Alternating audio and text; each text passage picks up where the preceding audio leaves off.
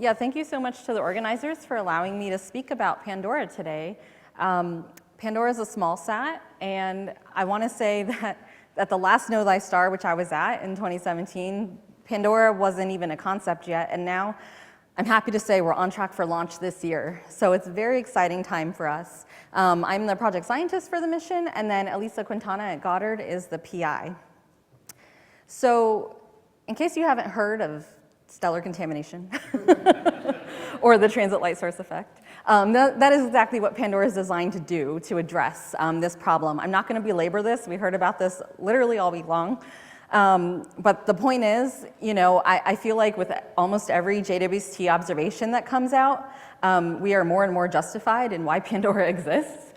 Stellar contamination continues to be a huge problem of the star, and unocculted spots and faculae impacting the planet's transmission spectrum, such that we cannot always disentangle the stellar atmosphere from the planet atmosphere, especially when we want to detect things like water.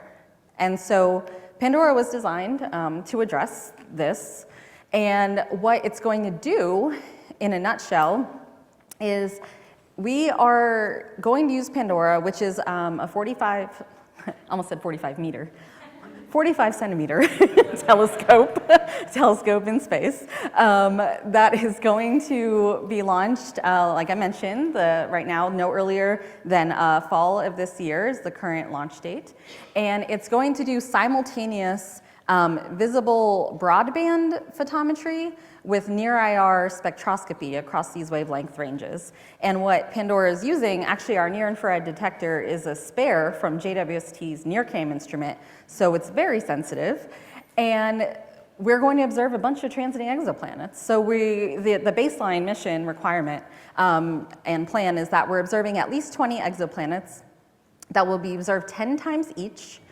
And every time we observe them in transit, we're observing 24 hours around each transit. So we're basically getting 200 days of data for these exoplanets. And this is, and so we're doing this, every time we observe, we're getting, again, the visible and near-IR simultaneously. And we have a mission operations prime mission of 1 year, and that is the baseline. Again, there's always potential if things go well to extend the mission. But so again, what are we hoping to do exactly with Pandora? These are our official mission science objectives, and there's a lot of words here, but just want to emphasize, what we're really trying to do is, again, like kind of focusing on the orange text, if you will. We are observing, getting this long time baseline for exoplanets and their stars. And so that's what makes Pandora unique. We've heard about all these awesome techniques this week about how to deal with stellar contamination with existing Hubble, JWST data, what have you. But with Pandora observing each transit, across a 24-hour window, and then doing that 10 times for each planet, we just have a lot more data than JWST can afford to take, right? And even though it's not going to be JWST quality, but it's still offering uniquely a long time baseline so that we can, aim to look at, again, the planet's atmosphere over time as the star's rotating, spots are rotating in and out of view, faculae are changing on the surface of the star, all that, fun stuff, right? And so when we do that, our then goal is to look at the atmosphere of the planet and, of course, try to get rid of any of that stellar activity signal and get a bona fide, true atmosphere measurement. And so this is just one example simulation. I actually forget which planet it's for, apologies, but so this is approximately, the wavelength range over which we have Pandora near-IR spectra. And then apologies that this is so faint, but there is a little brightness, over time curve to illustrate the visible broadband photometry, that obviously we're going to get simultaneously with the near-IR spectroscopy. But so this is a reference simulation. But so ultimately, right, as the bullets say, we are aiming to look at the host star over time, measure how things change, how the star spectrum affects the planet, and then isolate the two signals from each other, right? And so I want to, that's like Pandora in a nutshell, but I have more time, so I'm going to be talking more about Pandora for the next 7 minutes. But so what I want to say is, obviously, we couldn't have done a lot of this without our team. This is, on the left is like the original science team, and then over time we've added a bunch of new contributors to the team. And this, thanks to these fine folks that we are here today, on track for launch. So it's very exciting. And I'll get more into some contributions from folks later. I do want to point out, so Pandora was originally selected in early 2021, and well, even the proposals, again, go further back. So a lot of this started kind of in the height of the COVID-19 pandemic, so I'm really proud of, what the team has pulled together here. And so there's some fun group photos of our team.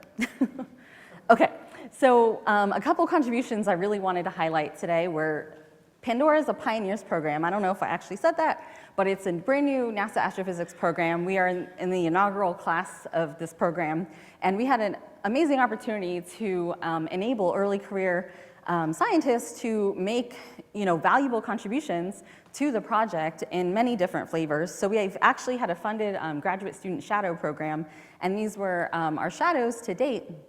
And you can see some highlights of the tasks they've worked on, everything from working on the Pandora scheduler, doing detector testing in the lab, literally helping run the science team, and developing commissioning plans, and actually how to process commissioning data. So Ray and Emily are actually here, and all these amazing folks. They're amazing, fantastic. They're all in the job market, so hire them, okay? But they are fantastic. And then we've also had postdocs who've been able to contribute a lot in terms of science targets, especially with Ben Hord's work. And then Aisha Iyer has been contributing to developing improvements to stellar models and stellar atmosphere model fidelity. So to enable Pandora to be successful, working along with Ben Rackham, who's the lead of our stellar contamination working group. And so that actually brings me to the slide, which is we have 6 working groups that work together, to develop the whole mission, and obviously what we're actually going to do in terms of everything from target selection and planning. But I wanted to highlight 2 specific things here in my next few slides with these science working groups. We have the opportunity to select, obviously, our prime mission targets, but there's also auxiliary science that we've been thinking about, additional things we can do beyond the prime mission. And so you can see this is one example of kind of our current target list, although it's very much, I'll just throw this up now, it's very much in development. We basically initially set our current target list based on the transmission spectroscopy metric from Kempton et al. Firstly, what exoplanets have detectable atmospheres. And secondly, Ben Rackham worked on this in particular to develop something called the signal detectability metric. And so there's a little equation up here and some details about that, basically incorporating the host star variability into our target selection. So we want to observe the more variable stars as much as we can to kind of have a broad range of targets from Earth to Jupiter size and from K and M stars. And so this was all the black circles are kind of like our top 20 targets as of today, and then the red circles are a backup list of targets. But I will say we've been doing in-depth target reviews, in the literature on all their targets, and we're finding that, when you do this on paper, of course, just looking at TSM and this SDM, a lot of those targets are maybe not the best for Pandora for one reason or another, and sometimes it's just strategic, like Hubble and JWST have observed the heck out of them, and so Pandora's not going to contribute anything anyway. Or in other cases, maybe there's just not enough information. Like it's promising planet on paper, but there's been like no other follow-up, so it's more of a risky target. So these are factors we're considering, among many other things. But we have a website, pandorasat.com. And that is where you can see our current target list and selection strategy, but again, that target list is very much going to change. And so when you're reading this, you might see your favorite planet or star on this axis, but this is very much not a final target list whatsoever. And even this target list is different than the figure I showed before, but this is just another example of targets that illustrate our scheduling. And so how we would stack transits, if we observe TOI 540b, we might catch 3 transits at the beginning of the mission and then a bunch towards the end, for example. And so this is how we would schedule Pandora to get the 200 transits over the year. But if you notice, again, 1 year prime mission, 365 days minus 200 days of prime science, we have a lot of time in theory left over for additional science. And so we call it auxiliary science. And so our science team is going to contribute additional targets that we could look at with Pandora capabilities, but also we are currently developing like a type of DDT, like the Director's Discretionary Target Program, where we could offer the general community the opportunity to propose a target that you might be interested in observing, monitoring somehow. We don't have any funding, but we might be able to give you data. And so on that, I just want to point out there's no proprietary period with Pandora data. We will aim to nominally get data in the archive within 3 months. The archive is actually here at IPAC. And so we're working closely with David Ciardi and Aurora Kessley on that. So I'll just wrap up here and say Pandora was selected in 2021. We're on track for launch later this year. We are currently waiting for a ride. We don't have a rocket yet, so we need that to go to space. So hopefully any day now we hear. I have to show the slide. Just let it sink in for a minute. First, this is our spacecraft bus, which has been completed. That was a huge milestone. And then here's a fun little observatory rendering so you can see the whole thing. And then here's the telescope for scale at AAS. For reference, I'm 5'1". And I'm wearing green because I love the Eagles and they're in the Super Bowl this Sunday. Okay. All right, so yay, go Birds. On that note, it's really exciting to see Pandora on this diagram and every other small sat. We're going to hear from Landolt later. So I think this is a fantastic opportunity, to bring these small missions and to do big science, if you will. And so with that, I'll end it there. Thank you. Thank you.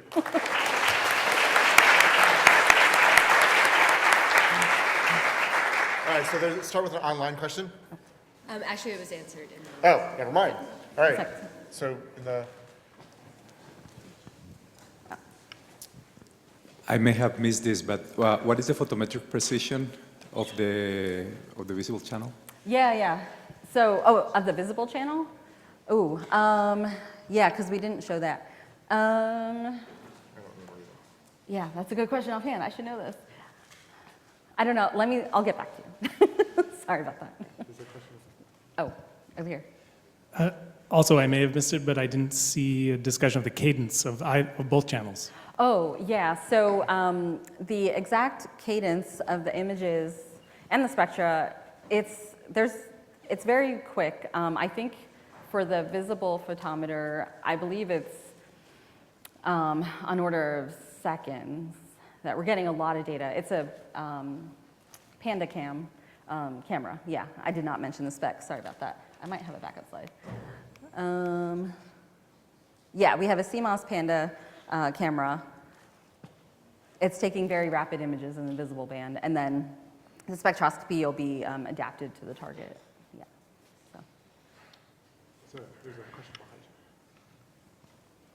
Just real quick, what are the lifetime limits for the mission? Is it set by the orbital decay, or is it set by consumables? Yeah, orbital decay is a big concern, for sure.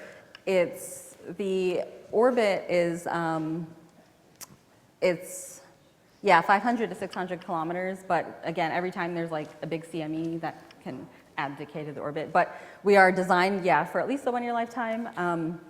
We don't have we're not concerned about consumables, but just in general, the hardware, there is a low, you can see here, there's an active cryo system to cool the IR, so that is a potential, risk, let's say, in the lifetime, but we don't have any indications that it won't last a year. It's being designed, I would say, for at least 2 to 3 years. Yeah.